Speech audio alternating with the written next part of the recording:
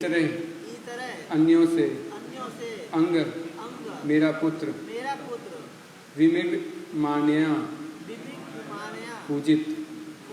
अनुवाद। हे प्रिय ध्रुव, कमल के दलों जैसे नेत्र वाले भगवान के अतिरिक्त मुझे कोई ऐसा नहीं दिखता जो तुम्हारे दुख को कम कर सके। ब्रह्मा जैसे अनेक देवता लक्ष्मी देवी को प्रसन्न करने के लिए ललायित रहते हैं, किंतु लक्ष्मी जी स्वयं अपने हाथ में कमल पुष्प लेकर परमेश्वर की सेवा करने के लिए सदैव तत्पर रहती हैं। तात्पर्य श्रील प्रभुपाद के द्वारा श्रील प्रभुपाद की तात्पर्य। सुनीति ने यह इंगित किया है कि भगवान तथा अन्य देवताओं से प्राप्त आशीर्वाद एक समान नहीं होते। मूर्ख लोग ऐसा कहते हैं, चाहे जिस देवता को पूजो फल समान मिलेगा, किंतु तथ्य यह नहीं है। भगवद गीता में भी कहा गया है कि देवता से प्राप्त वर क्षणिक होते हैं और अल्प ज्ञानियों के लिए हैं।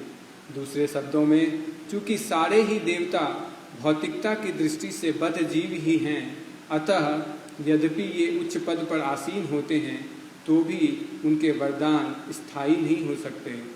स्थायी वरदान तो आध्यात्मिक होता है, क्योंकि आत्मा शाश्वत है। भगवद गीता में यह भी कहा गया है कि जिसकी मति मारी गई है वे ही देवता की पूजा करते हैं। अतः सुनीति ने अपने पुत्र से कहा कि वे देवताओं का कृपापात न बनकर अपने कष्टों को कम करने के लिए भगवान के पास जाए। भगवान भौतिक ऐश्वर्य का नियंत्रण अपनी विभिन्न शक्तियों द्वारा, विशेष रूप से संपत्ति की देवी द्वारा करते हैं। अतः जो ऐश्वर्य की खोज में हैं, वे संपत्ति की देवी के कृपा पात्र बनना चाहते हैं। यहाँ तक कि बड़े बड़े देवता भी संपत्ति की देवी की पूजा करते हैं, किंतु संपत्ति की देवी महालक्ष्मी जी स्वयं भगवान की कृपाकांक्षा रहती है। अतः जो मनुष्य भगवान की पूजा करता है वह संपत्ति की देवी के आशीर्वाद स्वतः प्राप्त कर लेता है। चूँकि जीवन की स्थिति में ध्रुव महाराज भौतिक ऐश्वर्य की खोज में थे, अतः उनकी माता ने ठीक ही सलाह दी कि भौतिक ऐश्वर्य के लिए भी देवताओं की पूजा न करके भगवान को पूजें। यद्यपि शुद्ध भक्त कभी भगवान से भौतिक समृद्धि का वर नहीं मांगता, किंतु भगवद गीता में कहा गया है कि शुद्ध व्यक्ति भौतिक वरों के लिए भी भगवान के ही पास जाते हैं। जो व्यक्ति भौतिक लाभ के लिए भगवान के पास जाता है वह क्रमशः उनकी संगति से पवित्र हो जाता है। इस प्रकार समस्त भौतिक आकांक्षाओं से मुक्त होकर आध्यात्मिक जीवन के स्तर को प्राप्त होता है। जब तक कोई आध्यात्मिक पद को प्राप्त नहीं हो लेता, तब तक उसके लिए भौतिक कलमश को पूर्ण रूप से पार कर पाना दुस्तर है। ध्रुव की माता सुनीति दूरदर्शी थी, अतः उन्होंने अपने पुत्र को अन्य देवताओं को त्याग कर केवल भगवान की पूजा करने के लिए कहा। यहाँ पर भगवान को पद्म पलाश लोचनाथ अर्थात कमल पुष्प जैसे नेत्रों वाला कहा गया है। यदि मनुष्य थका हो और वह कमल पुष्प देख ले तो उसकी सारी थकान जाती रहती है। इसी प्रकार जब कोई दुखी व्यक्ति इसी भगवान के कमल मुख का दर्शन करता है तो उसका दुख कम हो जाता है। भगवान विष्णु तथा संपत्ति की देवी लक्ष्मी के हाथ में लिया गया कमल पुष्प सौभाग्य का ही एक प्रतीक है। एक ही साथ विष्णु तथा लक्ष्मी के उपासक सभी प्रकार से, विशेष रूप से भौतिक जीवन में परम ऐश्वर्यशाली होते हैं। भगवान को कभी कभी शिव विरिंच न्यूतम कहा जाता है, जिसका अर्थ है श्री भगवान नारायण के चरण कमलों को ब्रह्मा तथा शिव भी नमस्कार करते हैं। ओम ज्ञानतिमिरान्धस्य ज्ञानाञ्जनशलाकया चक्षुर्मिलितं येन तस्मै श्रीगुरुवे नमः। श्रीचैतन्यमनोभीष्टं स्थापितं येन भूतले स्वयं रूपा कदा मह्यं ददाति स्वपदान्तिकं। वन्देऽहं श्रीगुरो श्रीयुतापदकमलं श्रीगुरो वैष्णवांश श्रीरूपं साग्रजातं सहगण रघुनाथान्वितं तं सजीवं साद्वैतं सावधूतं परिजनसहितं कृष्णचैतन्यदेवं श्रीराधा कृष्णपादान् सहगण ललिता श्रीविशाखान्वितांश। हे कृष्णा करुणा सिंधो दीनबंधो जगत्पते गोपेश गोपिका कांता राधा कांता नमस्तुते। तप्त कांचन गौरांगी श्री राधे वृंदावनेश्वरी कृष्ण भानुसुते देवी प्रणमामि हरिप्रिये। वाञ्छाकल्पतरुभ्यश्च कृपा सिन्धुभैव च पतितानां पावनेभ्यो वैष्णव्यो नमो नमः। जय श्री कृष्ण चैतन्य प्रभु नित्यानंद श्री अद्वैत गदाधर शिवासादि गौर भक्तवृंद। हरे कृष्णा कृष्णा कृष्णा हरे हरे, हरे राम राम राम हरे हरे। नमो विष्णुपादाय कृष्णपृष्ठाय भूतले श्रीमते भक्तिवेदांत स्वामिनिति नामिने। नमस्ते सरस्वती देवी गौरवाणी प्रचारिणे निर्विशेष शून्यवादी पाश्चात्य देशतारिणे।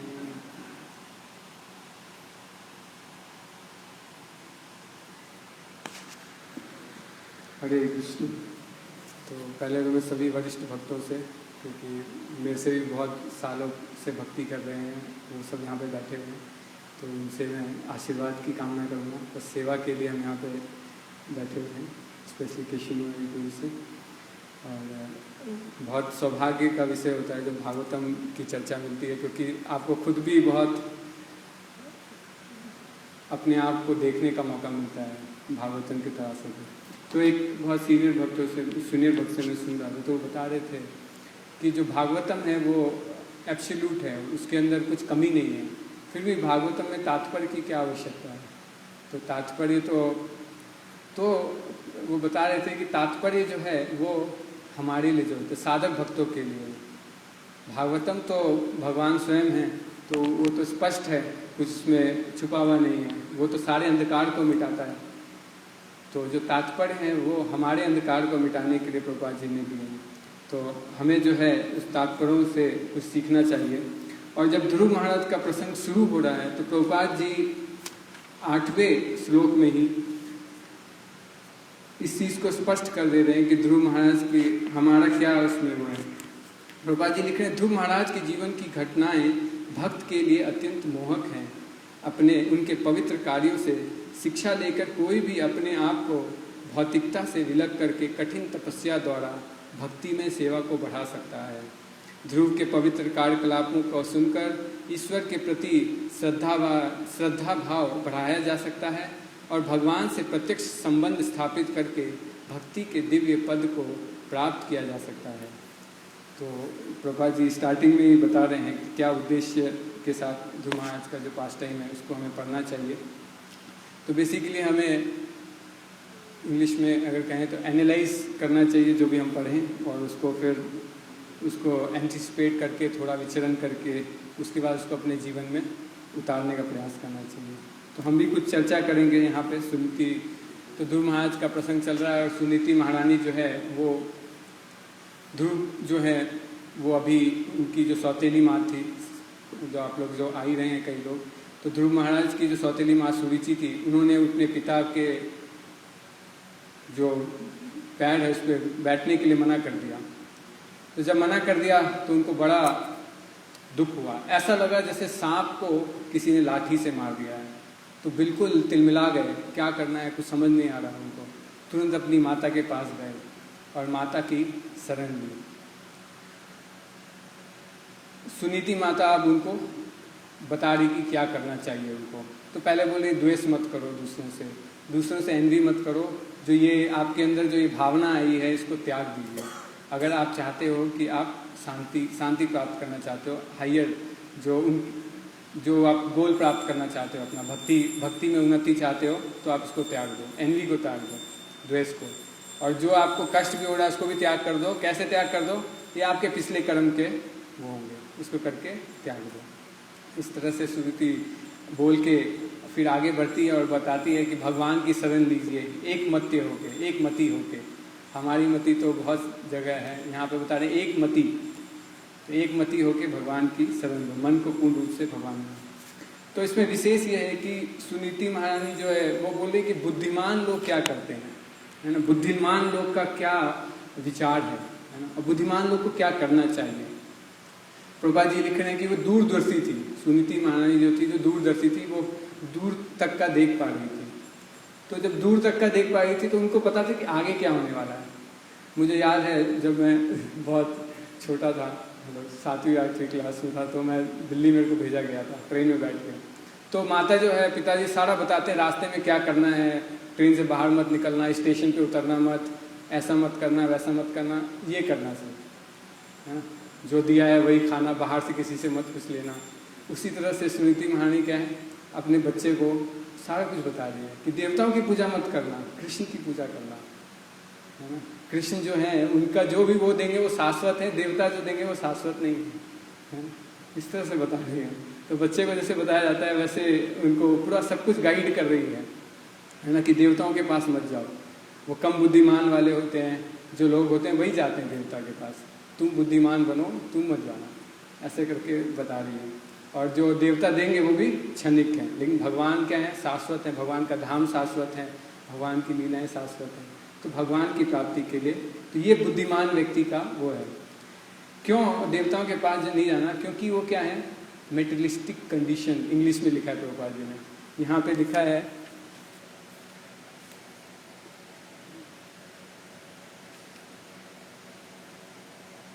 अल्पज्ञानी देवता भौतिकता की दृष्टि से बद्धजीवी हैं।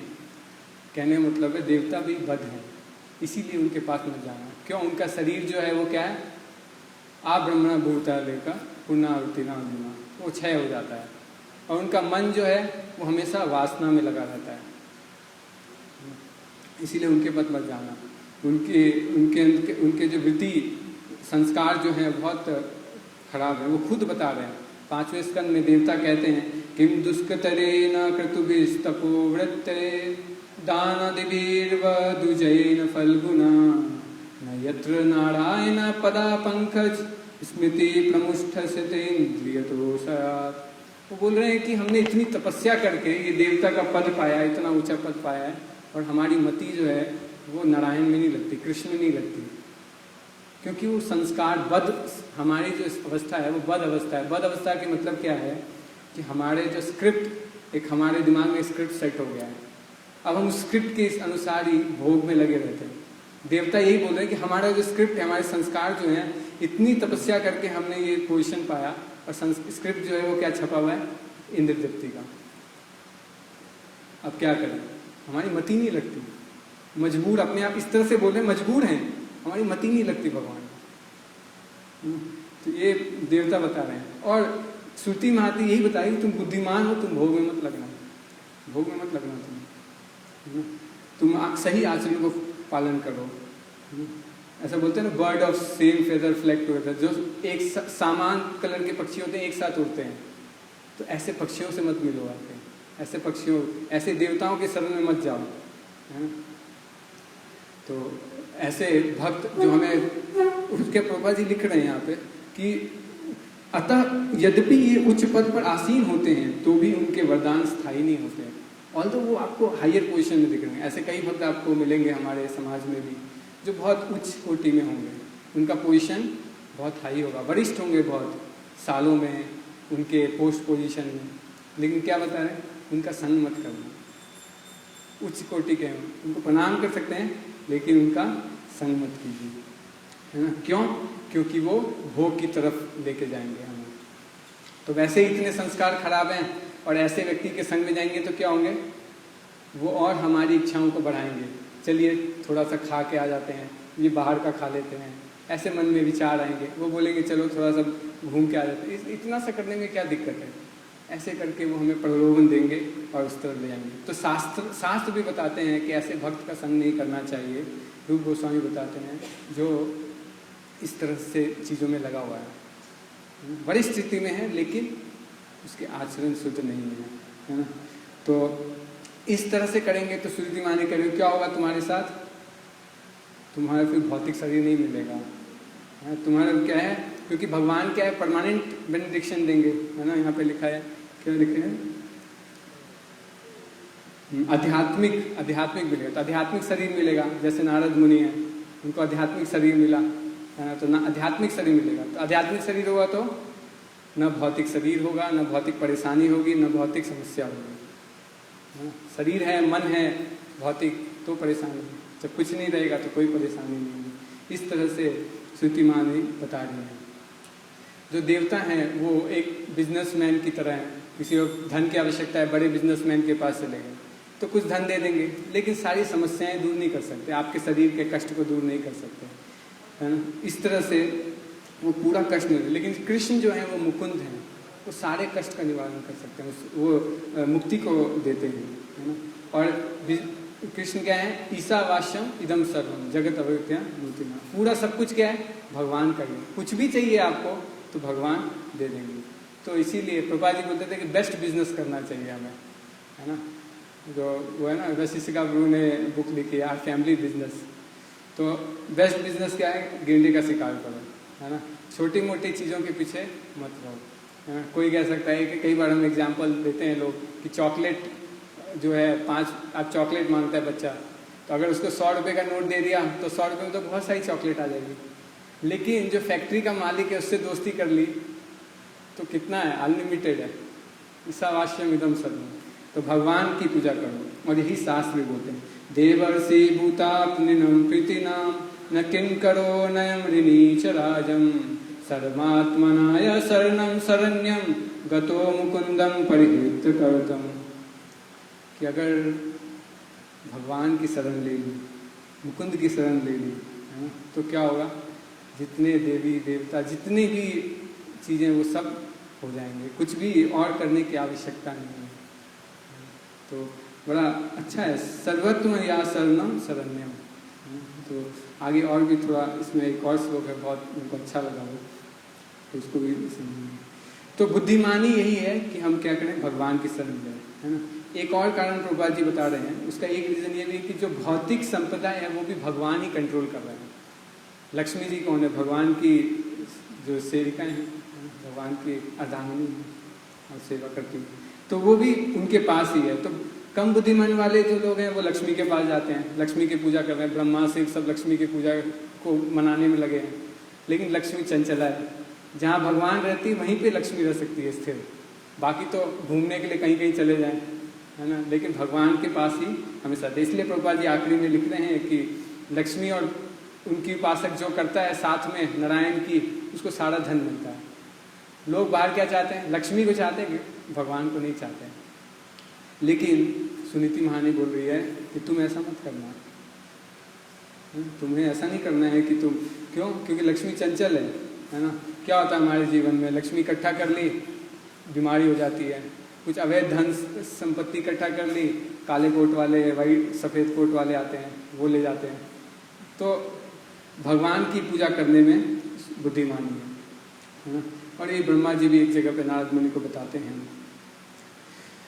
तो बुद्धिमान व्यक्ति को क्या करना चाहिए, कृष्ण की पूजा करना चाहिए, जिनकी स्वयं लक्ष्मी भी पूजा कर रही है। हजारों लक्ष्मी क्या है, सहस्त्र लक्ष्मी क्या करें, झाड़ू लगा रही है, कुछ सेवा नहीं मिल रहा तो झाड़ू लगा रही है कि सफाई हो जाएगी। कई बार ऑल्टर में साफ होता है फिर भी हम पोछा लगाते हैं, तो क्योंकि भगवान की सेवा है, भगवान की सेवा में लगना है हमें, है ना। क्यों लगना है ये हम थोड़ा आगे डिस्कस करेंगे, है ना।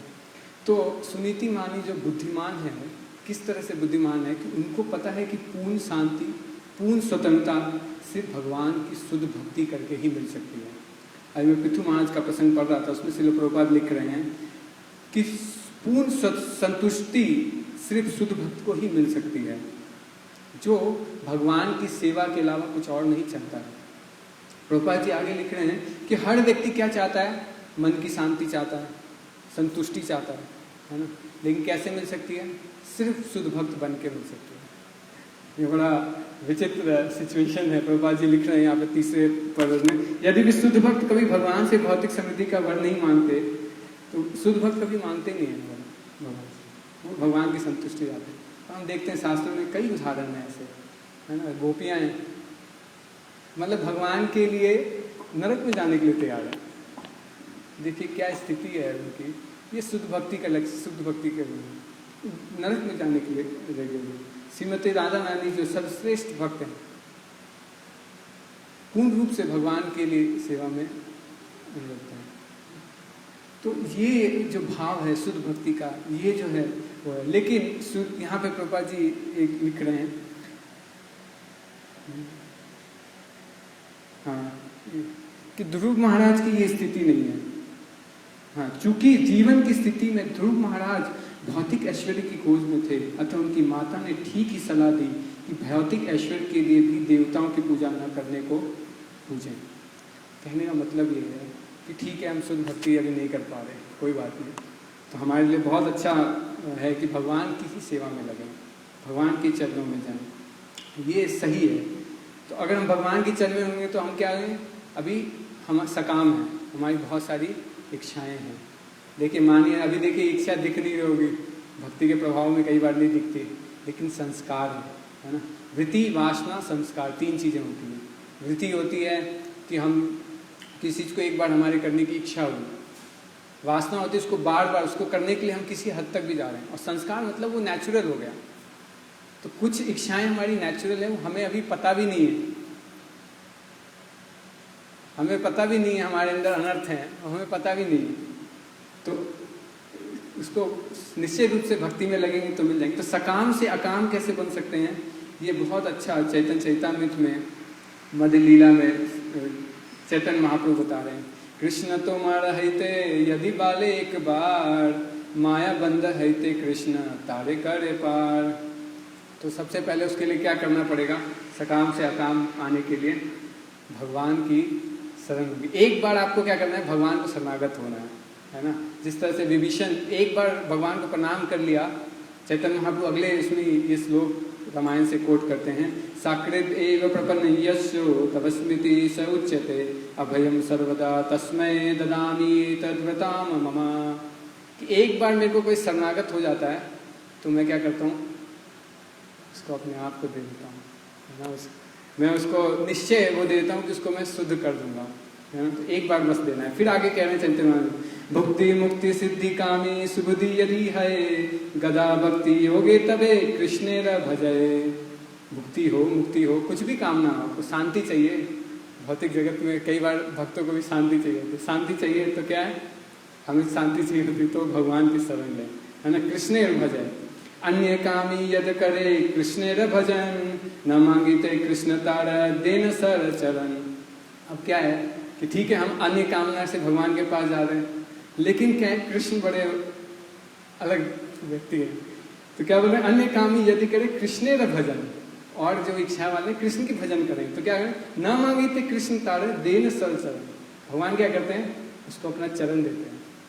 कुछ और मांगने आया था लेकिन क्या दे रहे हैं, अपना चरण दे रहे हैं। आगे कह रहे हैं, कृष्ण कहे आम भजे मांगे विषय सुख, अमृत छाली विष मांगे यही बड़ा मूर्ख। अब ठीक है, कृष्ण बोल रहे हैं कि मुझे भज रहा है और विषय भी मांग रहा है, भक्ति भी मांग रहा है, विषय भी मांग रहा है ना। मूर्ख बता रहा है इसको ना, यही बड़ा मूर्ख। अमृत छाड़ी विषय मांगे, विष मांग रहा है, अमृत की जगह क्या बोल रहा है, विष मांग रहा है। यही बड़ा मूर्ख है, मूर्ख है बिल्कुल। लेकिन भगवान क्या बोल रहे हैं, आमी विज्ञ, आमी विज्ञ यही मूर्ख, विषय के न दिवो, स्वचरणार मृत दिया विषय भुलाइबो। बोल रहे हैं आमी विज्ञ, मैं तो बुद्धिमान हूँ। एक पिता तो बुद्धिमान होता है ना। बच्चा मूर्ख हो सकता है, लेकिन पिता, जैसे बच्चा क्या है, मिट्टी खाना चाहता है, लेकिन पिताजी देखते हैं अरे मिट्टी खा रहा है तो गंदा है, हटा देते हैं उसको, संदेश देते हैं खाने के लिए, संदेश है ना। महाप्रभु के पास टाइम में भी आता है, लोग संदेश है ना, बंगाली मिठाई बहुत अच्छा होता है। तो यहाँ पे भगवान क्या बोल रहे हैं, आमी विज्ञ, मैं तो बुद्धिमान हूँ, यही मूर्ख विषय के न दिवो। इस मूर्ख को मैं क्या है, विषय नहीं दूंगा। क्या दूंगा, स्वचरणामृत दिया विषय भुलाई हो, अपने चरणों का अमृत दूंगा, विषय भुला दूंगा। ऑपरेशन कर देते हैं भगवान ना, मुश्किल होता है थोड़ा सा लेकिन। और यही चीज भागवतम के 5वें स्कंद में भगवान के इसी रूप को देवता अगर भी बता रहे हैं। सत्यम दिशति अर्चितम अर्थितो निर्णम नैवर्थादुय पुनरर्चिता यथा संविधाते भजताम निश्चितम इच्छा पिदानम निज पद पल्लवनम। भगवान बोल रहे हैं कि मैं भक्तों की भौतिक इच्छा को पूर्ण करता हूँ, लेकिन भौतिक इच्छा जो उसको कॉन्टिन्यूस साइकिल में फंसा देगी, बद अवस्था में फंसा देगी, वो इच्छा पूर्ण नहीं करता, है ना। ऐसी इच्छा पूर्ण नहीं करता जो उसको भक्ति से दूर ले जाएगी। और तो ये अंत में लिखे, दिस इज द पर्सन, भगवान की सबसे बड़ी कृपा है। आपने देखिए कल बहुत सुंदर, मेरे को तो बहुत अच्छा लगा, फिर एक बार उसको पढ़ लेते हैं। तो सुनीति महारानी बोल रही हैं, देखिए सुनीति महारानी बहुत ऑनेस्ट है, बिल्कुल उनके अंदर कुछ भी अलग नहीं है। ऑनेस्ट क्यों है? वो कह रही हैं यहाँ पे, हाँ, अपने पुत्र को उपदेश दिया कि भगवान भृतवत्सल कहते हैं, अर्थात वे अपने भक्तों पर अत्यंत दयालु हैं। उसने कहा कि तुम अपनी विमाता से अपमानित होकर रोते हुए मेरे पास आए हो, किंतु मैं तुम्हारा भला नहीं कर सकती। सुनीति हमारी ऑनेस्ट है, वो बोली मैं तुम्हारा भला नहीं कर सकती, किंतु कृष्ण अपने भक्तों पर इतने दयालु हैं, यदि तुम उनके पास जाओ तो उनकी वत्सलता तथा उनकी मृदु व्यवहार द्वारा मुझे जैसे लाखों लाख माताओं से भी बढ़कर होता है। मतलब कि भगवान की शरण में माता बोली मैं नहीं कुछ कर सकती, मेरे बस में कुछ नहीं है, भगवान है, भगवान करेंगे, भगवान के शरण में जाइए, है ना। और यही हम सुनते हैं भागवतों में, बहुत अच्छा ये श्लोक है, अहो भक्त्यम स्तन कालकूटम जिघ्रांसय पर यदपि साध्वी लेवम गतिं धात्री उचितम ततो अन्यम कम व दयालु शरणं वजेम। मतलब भगवान इतने दयालु हैं कि इनसे ज्यादा किसका शरण ले सकते हैं, किसकी शरण में जाऊं, उद्धव बोल रहे हैं। मतलब ये भगवान की कृपा है। प्रभुपाद जी उसके तात्पर्य में लिख रहे हैं कि भगवान क्या करते हैं, लीस्ट क्वालिफिकेशन लेते हैं, कम से कम एक फूल अर्पण कर दिया भगवान को, आके एक बार आया मंदिर में, लीस्ट क्वालिफिकेशन, और क्या है उसका भगवत धाम का चाबी खुल गया, भगवत धाम का रास्ता खुल गया। अब वो समय लग सकता है उसका, वो उसकी तीव्रता पे है, लेकिन भगवान जो है उसकी भगवत धाम की जो रास्ता है वो खोल देते हैं, और फिर उसको धीरे धीरे शुद्ध करके कम से कम दुख कष्ट चोट हृदय में देके उसको आगे बढ़ाते हैं, है ना। तो सबसे ऊंचा मतलब कम से कम क्वालिफिकेशन और सबसे ऊंचा बेनिडिक्शन, सबसे ऊंचा भगवान अपना धाम देते हैं।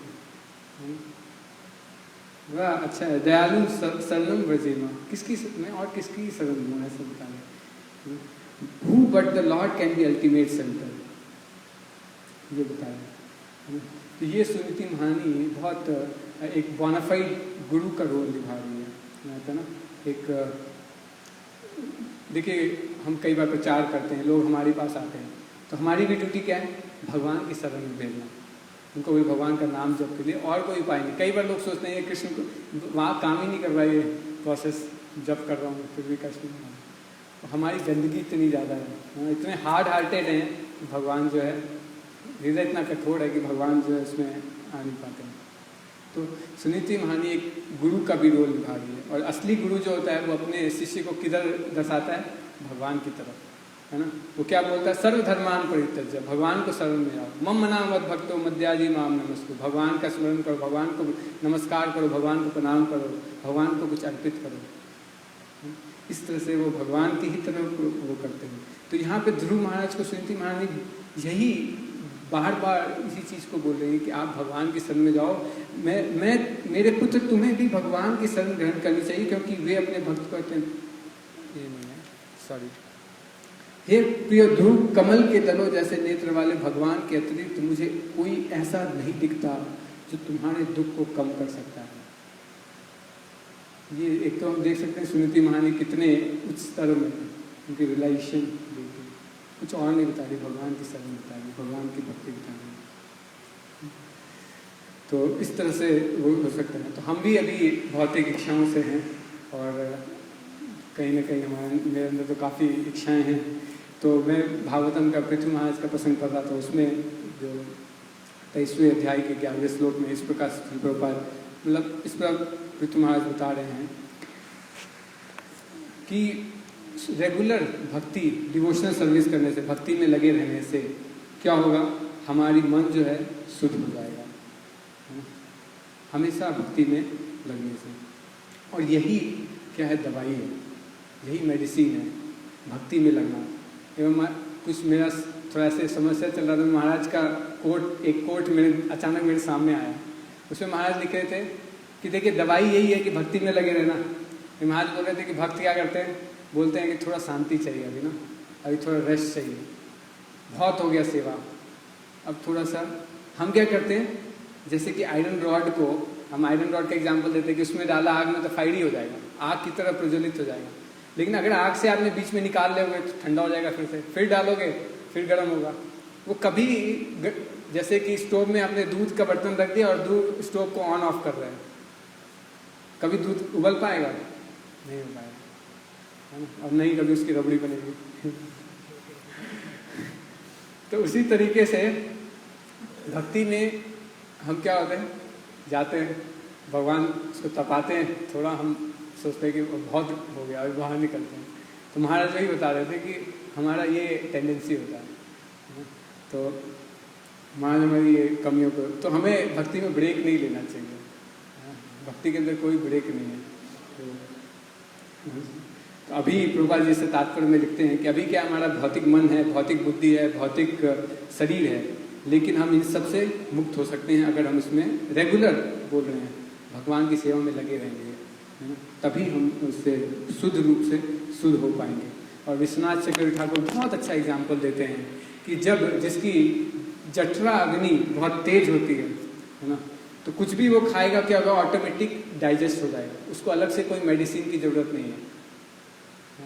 उसी तरीके से अगर जिसकी क्या तीव्र न भक्ति हो गया, तीव्र भक्ति है, तो क्या होगा, कितनी भी कमियां हो उसके अंदर वो सारा हो जाएगा।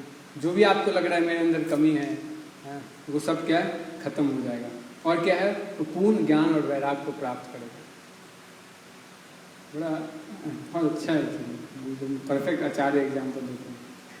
तो बस थोड़ा सा और यही है, तो हम कैसे करें हमारे अंदर भी अच्छे विचार आ पाएँ, अच्छे वो आ पाएँ। तो हमारे अंदर जनरली 4 समस्याएं आती है। श्रद्धा की कमी होती है हमारे अंदर कि मैं बदल सकता हूँ। कई बार हमें लगता है कि मैं बदल सकता हूँ। कई बार हमें लगता है कि इच्छा ही नहीं होती, क्या करना है बदल के, सब ठीक चल रहा है, हाँ अच्छा है, गंदा है हृदय, लेकिन अकस्टम्ड हो जाते हैं। सालों भर अगर उसको छोड़ देंगे, धूल सफाई नहीं करेंगे तो क्या होगा, धूल जम जाएगा, ठीक है। और फिर धीरे धीरे हम इतने तमोगुण में हो जाएंगे, हमें लगेगा वो भी साफ ही है, कहाँ गंदा है, गंदा ही नहीं लगता हमें कमरा पूरा गंदा होगा लेकिन हमें गंदा नहीं लगेगा, तो हमारी इच्छा ही नहीं होती। तो वो, और कई बार हमें पता ही नहीं होता। तो हर चीज़ का उपाय है। और डिसिप्लिन नहीं है हमारे अंदर क्या है, डिटर्मिनेशन नहीं है। तो कुछ नहीं करना है, भगवान की भक्ति करनी, भगवान की भक्तों की क्रिया ही करनी है, लेकिन उसको दृढ़तापूर्वक करना है। भगवान का जप करेंगे तो दृढ़ता आएगी, भगवान शास्त्र पढ़ेंगे तो पता चलेगा क्या अनर्थ है ना, क्या एनवी है, क्या लस्ट है, क्या ग्रीड है, ये 6 अनर्थ हैं, वो पता चलेंगे, है ना। और दिखेंगे फिर तो रेगुलर शास्त्रों को पढ़ना। देखिए जो आचार्य होते हैं, जो वो जो विधि देते हैं उस पर पूर्ण श्रद्धा होनी चाहिए, और वो विधि से ही सब कुछ हो सकता है। रेगुलर रीडिंग 1 घंटे का बोला जाता है, उसको डेली करेंगे तो क्या पता चलेगा क्या कमियां हैं, कहाँ पे फॉल्ट है। आज देखिए कितना कुछ पता चल रहा है इससे, तो शास्त्रों को पढ़ेंगे तो उससे पता चलेगा, और जब करेंगे तो दृढ़ता आएगी।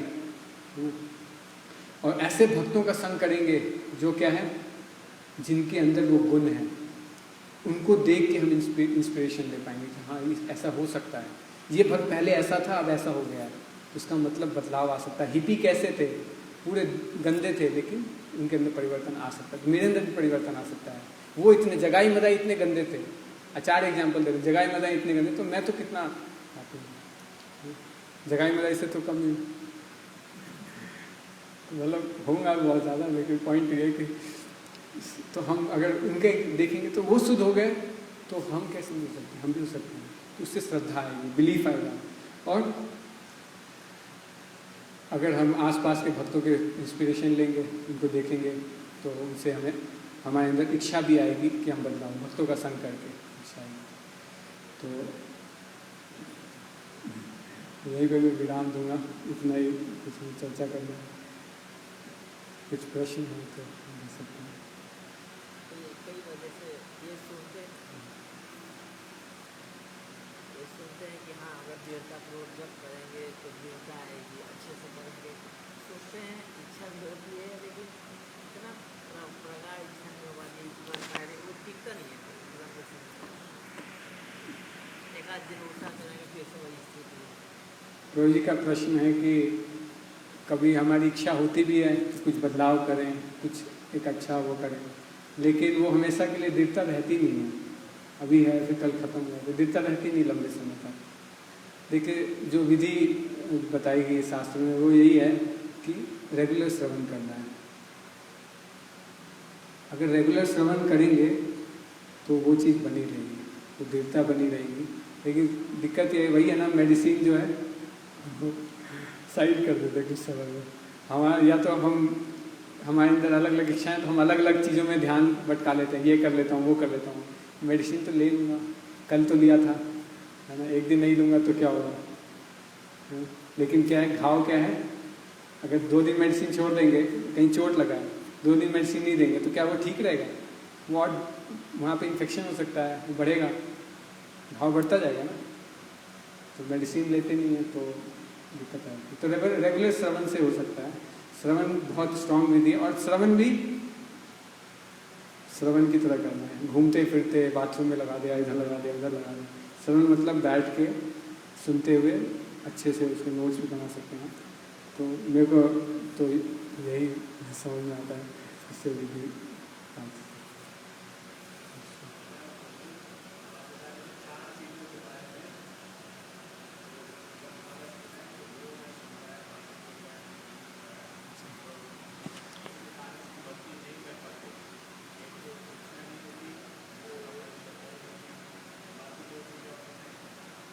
मुझे भक्ति ये था कि अच्छे चीज़ों को अपनाने के लिए, भक्ति में जो अच्छी चीज़ें हैं उसको अपनाने के लिए, ये हमारे अंदर बदलाव लाने के लिए ये चीज़ें होती हैं।